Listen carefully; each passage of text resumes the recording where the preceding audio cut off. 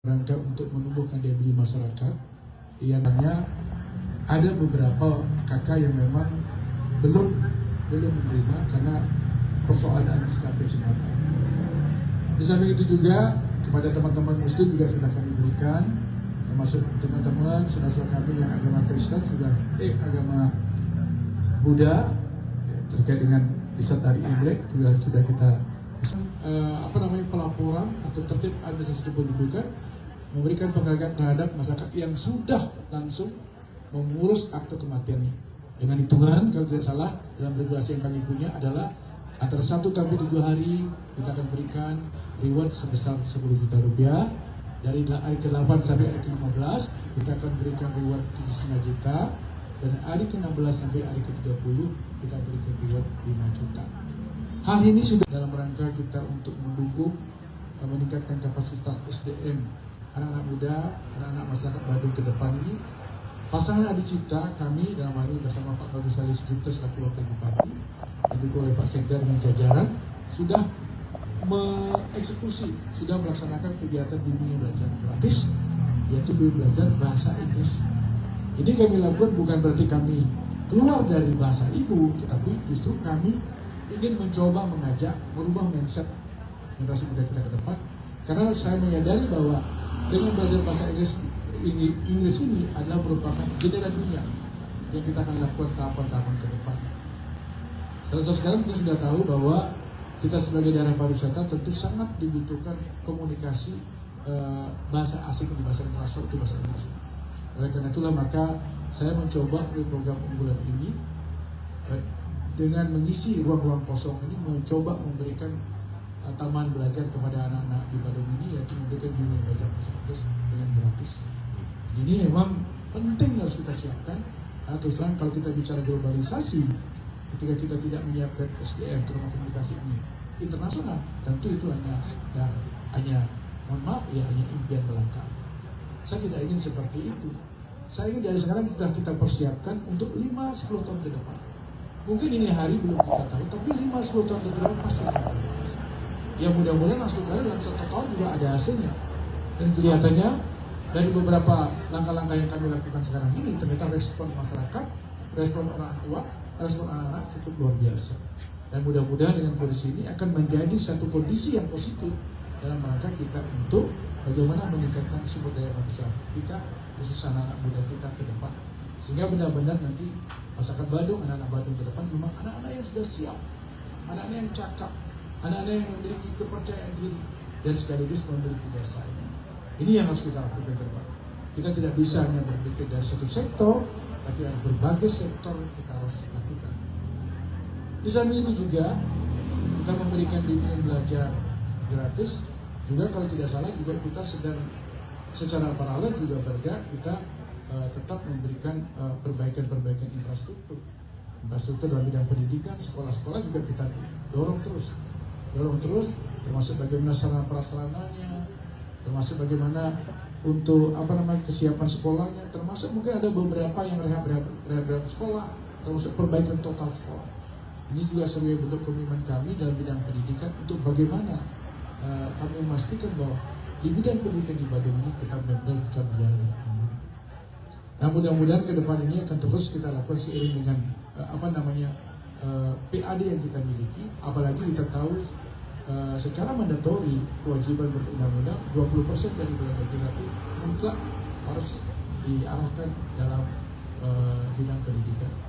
Nah mudah-mudahan seiring dengan waktu, dan saya juga sudah perintahkan Pak Sekda dan jajaran termasuk tim perumus kebijakan sudah saya mintakan untuk segera dan malam kalau tidak ada halangan besok sudah ada pertemuan kepada dinas pendidikan untuk memastikan bahwa langkah-langkah program apa yang harus kita lakukan ke depan. Karena seiring dengan peningkatan pendapatan ini, seiring dengan peningkatan belanja ini, tentu nilai belanja mandatori akan semakin hari akan semakin meningkat. Kalau ini tidak ada satu inovasi terobosan, saya tidak mau nanti ini kita hanya sekedar hanya sekedar untuk honor dan tidak ada hal yang fundamental yang kita bangun. Nah inilah yang kita lakukan ke depan seiring dengan perkembangan perjalanan peningkatan pendapatan yang mudah-mudahan dari tahun ke tahun akan selalu mengalami peningkatan secara masif. Di samping itu juga tentu kita juga infrastruktur ada bedah rumah, kita sudah turun ke masyarakat sekarang untuk memantau bagaimana situasi dan kondisi masyarakat kita di lapangan.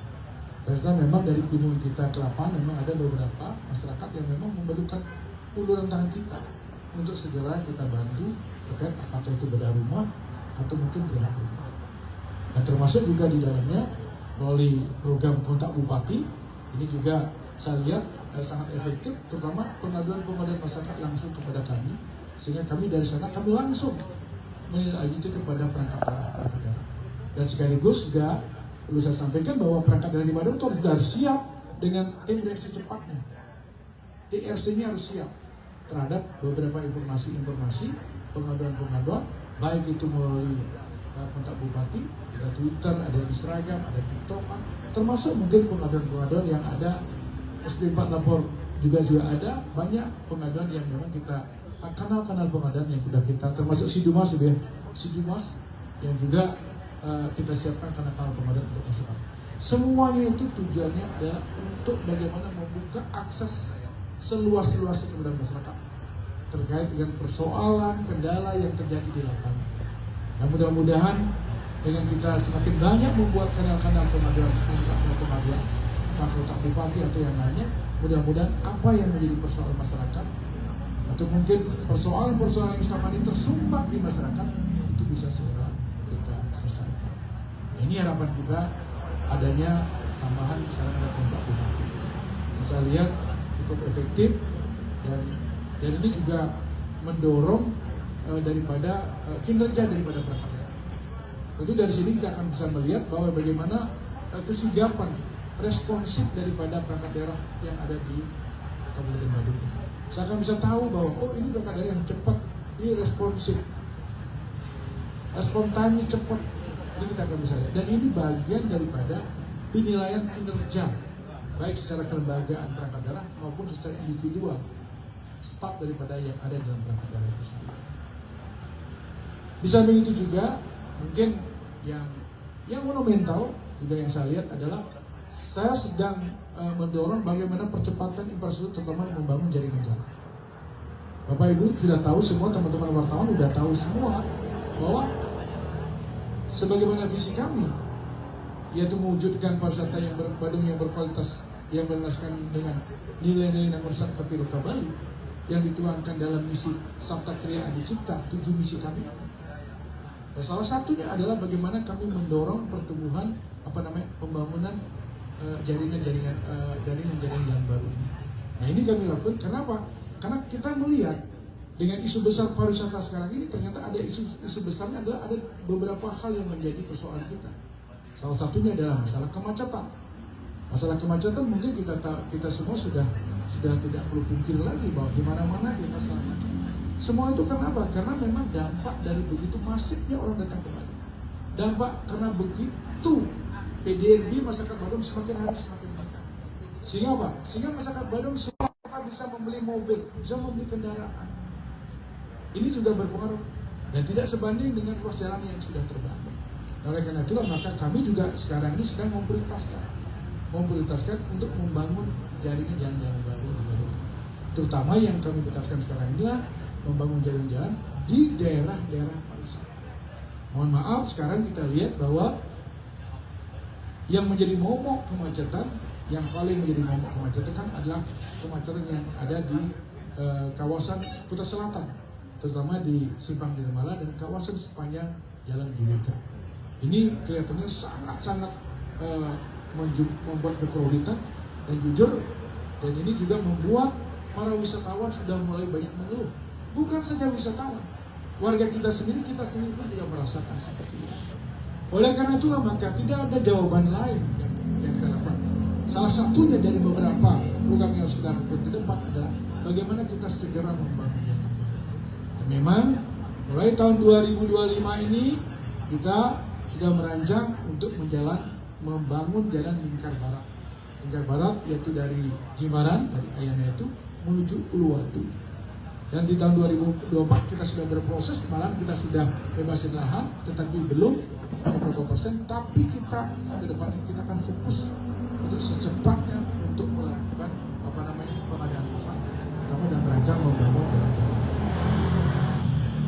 Dan memang sekarang ini sedang berproses dan mudah-mudahan 2025 ini kita akan bisa segera full up, termasuk juga di samping jalan Lingkar Barat itu juga jalan dari Uluwatu menuju ke timur. Karena tidak cukup dengan Lingkar Barat ke timur. Alasan apa? Karena kemacetan yang terjadi di simpang Nirmala dan Jalan GWK ini adalah salah satunya adalah kontribusi dari apa? Dari kunjungan wisatawan yang datang nonton kecak ke Uluwatu. Begitu datang ke Uluwatu macet, baliknya juga macet. Nah, kita akan coba nanti dengan rekayasa lalu lintas nantinya, ada jalan Lingkar Barat, ada jalan Lingkar menuju ke timur ini, coba kita akan lakukan rekayasa lalu lintas. Sehingga harapan kita nanti yang akan yang berjalan mau ke Gianyar atau daerah timur, dia bisa memakai akses dari Uluwatu menuju Safaya menuju Balestir. Dan itu juga kita akan dorong di perubahan 2025 dengan anggaran sekitar 200 miliar lebih. Mudah-mudahan multi-years juga kita akan lakukan, sehingga nanti mudah-mudahan 2026 itu semua sudah terbangun, termasuk juga jalan Lingkar Barat ini. Memang tantangan kita cukup berat, karena apa? Karena terus terang, mohon maaf, dalam pengelolaan tidak akan semudah itu. Kita perlu negosiasi, termasuk juga nilai appraisal yang akan cukup tinggi. Dan kalau ini tidak kami segera lakukan, mohon maaf, ini akan berat buat kita ke depan untuk membangun jalan baru di Kuta Selatan. Kenapa? Karena nilai tanah cukup tinggi, cepat selalu pergerakan. Sekarang mungkin rata-rata sudah di atas 500 juta per tahun, malah bisa mendekati 1 M. Nah, kalau kami biarkan sampai 1-2 tahun lagi, jangan-jangan bisa menjadi 1,5 M. Cukup berat buat kita. Bisa begitu juga, kami juga mendorong untuk 2025 juga ini membangun jalan dari Tibu Beneng, Berawo menuju Ungu Alas, menuju ke Dampar, dan menuju jalan Tugu Marwala. Tujuan kami untuk apa?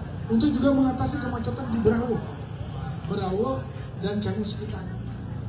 Selama ini saya melihat bahwa kemacetan sering terjadi bottleneck itu ada di simpang Bukit Tengah, termasuk simpang dampaknya simpang di LP, termasuk juga di seputaran Berawo. Nah, kita coba dengan membuat jalan baru ini, akses nanti kita akan dorong yang masuk ke Berawo mungkin lewat Bukit Tengah, tapi yang keluar dari Berawo tidak lagi ke Bukit Tengah, dia akan langsung dari Berawo menuju Ungu Alas, menuju ke Dampar, dan menuju Teku Marwala. Nah, mudah-mudahan dengan rekayasa lalu lintas seperti itu kita harapkan nanti bahwa kemacetan yang sering terjadi di simpang Bukit Tengah, termasuk di Berawo, termasuk di LP ini bisa kita atasi.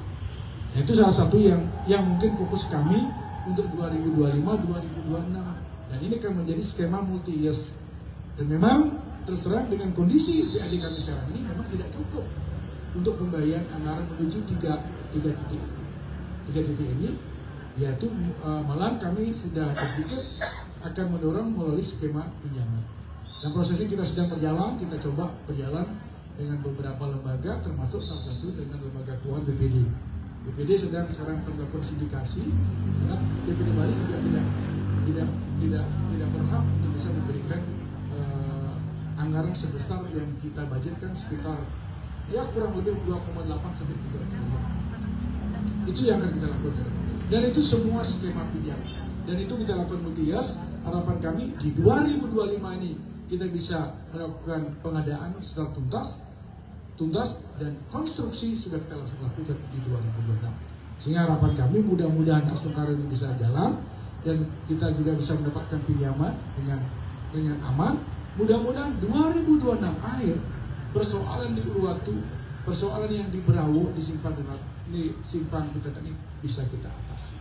Itu yang ingin kita lakukan, sehingga kalau saya melihat hitung-hitungan, mudah-mudahan Astungkara itu bisa jalan, berarti masa kepemimpinan kami 1 tahun 3 bulan atau 1,5 tahun itu 3 persoalan sudah bisa kita atasi.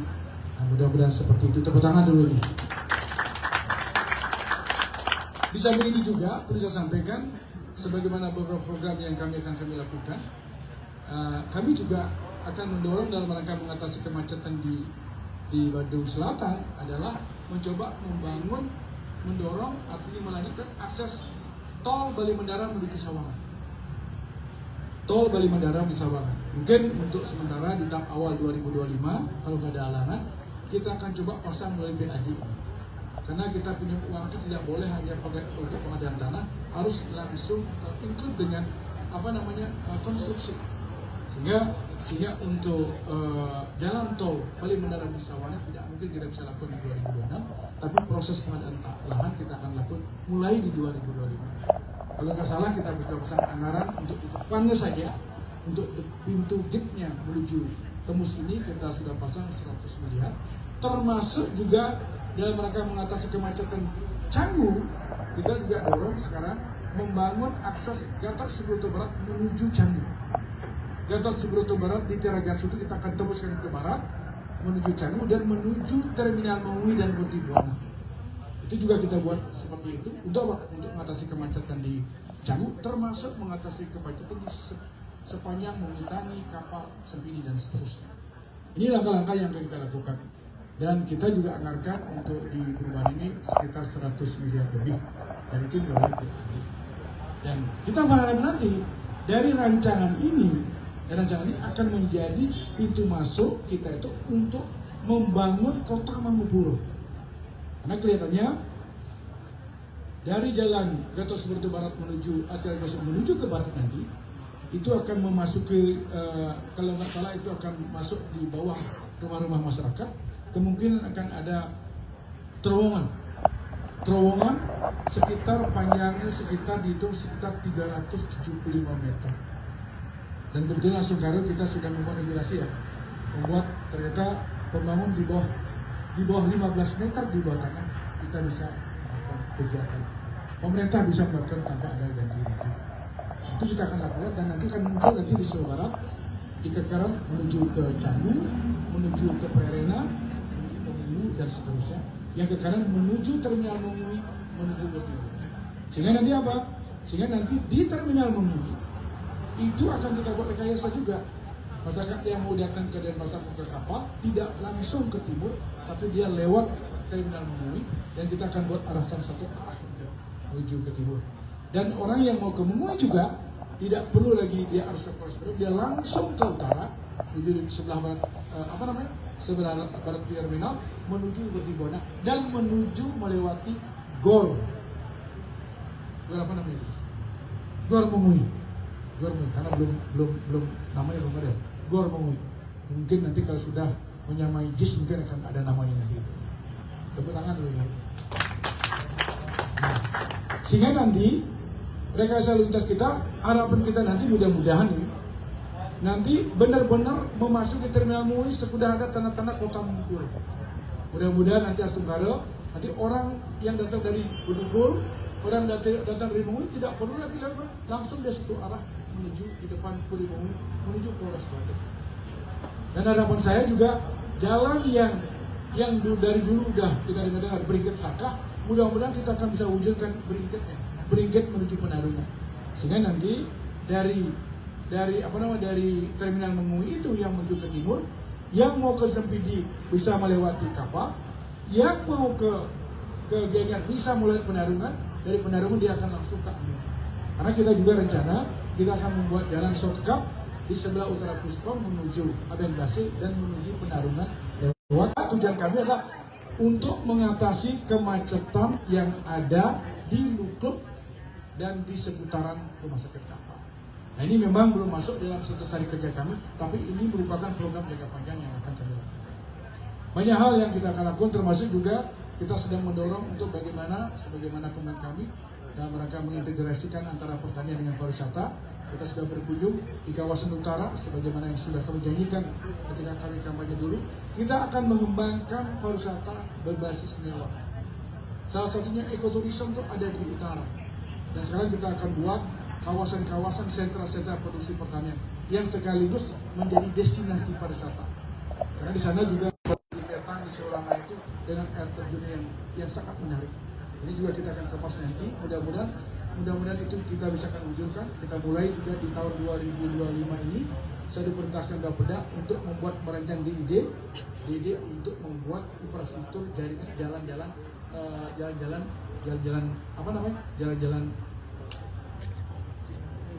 usaha tani yang ya sehingga nanti akan bisa wisatawan yang mau datang ke Badung, mau datang ke sana itu bisa menikmati hamparan pertanian di sana. Sehingga di satu sisi alih fungsi lahan kita bisa minimize, yang kedua produksi kita bisa ada, yang ketiga pendapatan petani akan meningkat, dan yang terakhir tentu PAD kita dari sektor pariwisata juga akan bisa meningkat.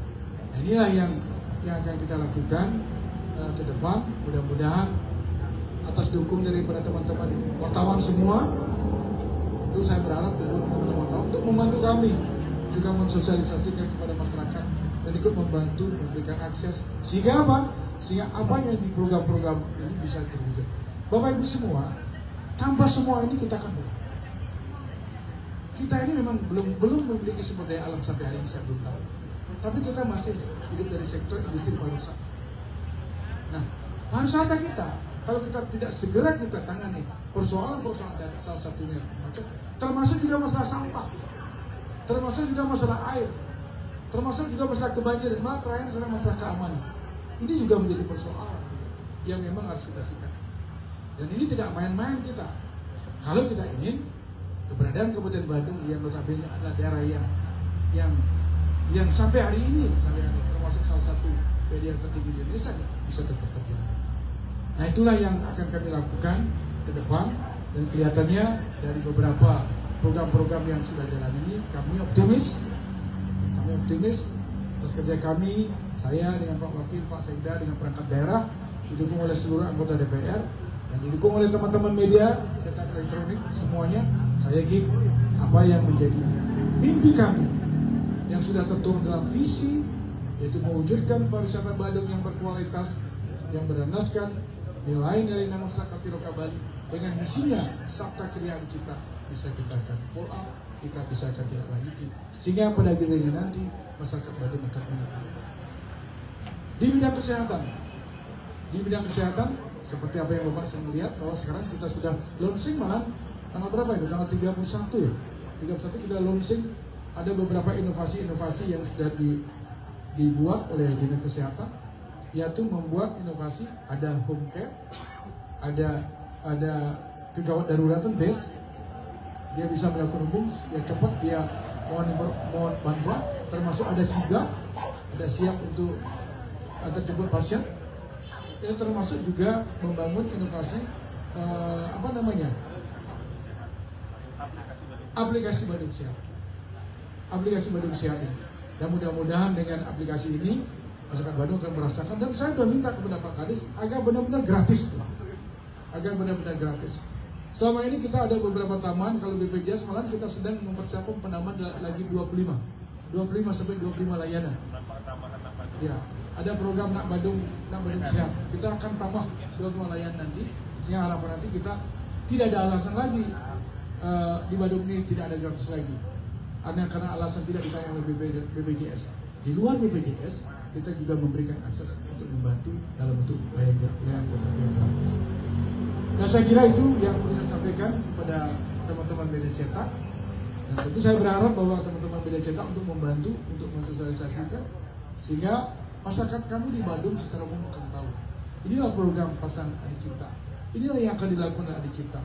Inilah yang sudah dilakukan oleh Adicipta sesuai dengan komitmennya pada saat kampanye kemarin. Saya kira demikian, teman-teman wartawan yang dapat saya sampaikan. Kurang lebihnya tentu saya mohon maaf. Tentu saya pada hari ini saya mohon ada masukan dari teman-teman media cetak terkait dengan program dan kegiatan kami, terutama dalam rangka untuk perbaiki dan kesempurnaan daripada program. Terima kasih, saya dengan Prabowo Santi. Om Santi.